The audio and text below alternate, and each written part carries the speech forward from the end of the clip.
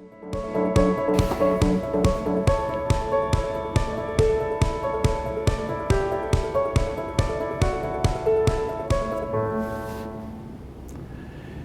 everybody, this is Joe Cusick from TradingBlock.com, and on the line right now I have the CEO of Tradespoon, Vlad Karpel. Are you on the line? Yes, Joe, how are you? I'm good, and hey, thanks for joining us remotely. Folks, we might have some technical difficulties here, so we're going to keep it quick and stay on the market. So Vlad, welcome, and let's jump into Wall Street week, and I'm going to take it from here, but is there any quick thoughts that you have going into this week? Yes, I mean, I think the austerity plan in Greece is something that we have to keep an eye on, whether they're going to continue getting financing from the European Union. Also, the China GDP and the Chinese market has went up by 10% in the last week.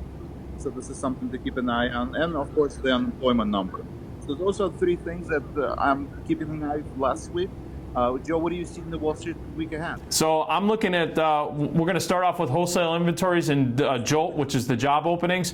Keep an eye on the VIX. The VIX has been trading right around 12.5. They're pricing in the potential to move about $1.50 this week. Then we're going to get into the crude inventories. Oil has been getting crushed. Anybody that's in any oil names, shale names, anything, especially the shale names, watch those domestic drillers here in the U.S. They've been getting pounded. USO is pricing in about an 89-cent move, which is pretty decent for that ETF. And then we're going to get into retail sales. I really want to focus in on that number this week. That's going to be coming out on the 11th. XRT, which is the retail sales ETF, they're pricing in the potential to move about $1.71 this week alone. So there's some potential volatility. And then keep an eye on the S&Ps, the spiders. The spiders right now are pricing in about $1.96 potential move. Watch the core PPI at the end of the week as well as the Michigan sentiment. And then finally, take a look at the natural gas numbers at the end of the week, staying along the commodity lines. It's been a little bit warmer here, not as warm as where Vlad is right now, but keep an eye on UNG, the ETF that tracks nat gas. Those are the areas that I'm going to be watching this week on Wall Street. Thanks, Joe. Thanks for that insight. So let's turn our attention to the mechanics of the pick. We had a daily pick, DirecTV. Joe, what do you see in terms of DirecTV, where it's going into the next couple of weeks? Yeah, you know what? DirecTV right now is trading around 82.5. Let me just 85 and a quarter. Boy, I just think I gave the Tradespooners a little bit of a scare there. That's right around the entry price of where stock traders would have gotten in.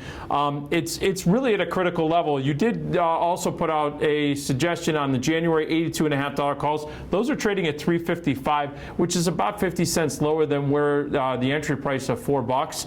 And the spread traders right now, the spread's trading right around 375 right around 375. So it's right around that entry price. The DirecTV holders, right now, the traders, they're going to have to be patient. For those of you that are in the options, I would suggest that, especially the spread, I would say that if you can get out at around 4.25, maybe 4.30, you might take an opportunity to get out of the spread. As far as the long call options, yes, you have until January. Play it prudently. If you get a big bounce here and watch the small caps as your barometer, if DirecTV starts to run up to the upside, challenging that $87 mark, you might look to pull the cord on that one. Thanks, Joe, for that insight. In terms of the elite pick, where we provide recommendation once a week, we recommended Kroger right before the earnings announcement. And last week, Kroger did beat the analyst estimates and has been grinding to the upside. What do you see in terms of Kroger in the next couple of weeks? Yeah, you know what, Vlad? You're completely correct. The binary event happened. The stock's trading at 61.91. So the stock was suggested to get into at 59.84. It's trading up a couple bucks from here. Manage that stock position prudently. Take an advantage if there's any volatility in the options in January. You might want to write a call against this just to capture some more yield because it's going to be challenged to the upside. But we'll keep an eye on that. For the long call holder, it was the long January 55 calls. Entry price was at 510. It's currently trading at 670. That's a nice little pop there. If you can see this thing trading around 720 or 730, you might want to pull some of the profits off the table on the long call option. If you don't want to pull the profits off right away, you can look at spreading it off. And speaking of spread, looking at the January 55.60 call spread, The suggested entry was at $3.60. It's trading roughly around 40 cents. You're going to have to be prudent on this one. I would probably have a good till cancel sell order to take profits at right around 430. That would be a nice little profit target on this particular spread. And that's how I would manage it going into December and then into January expiration. Thank you, Joe, for that insight. And let's turn our attention to the final segment, volatility and Tradespoon tools. Joe, what do you see in terms of volatility going to the end of the year?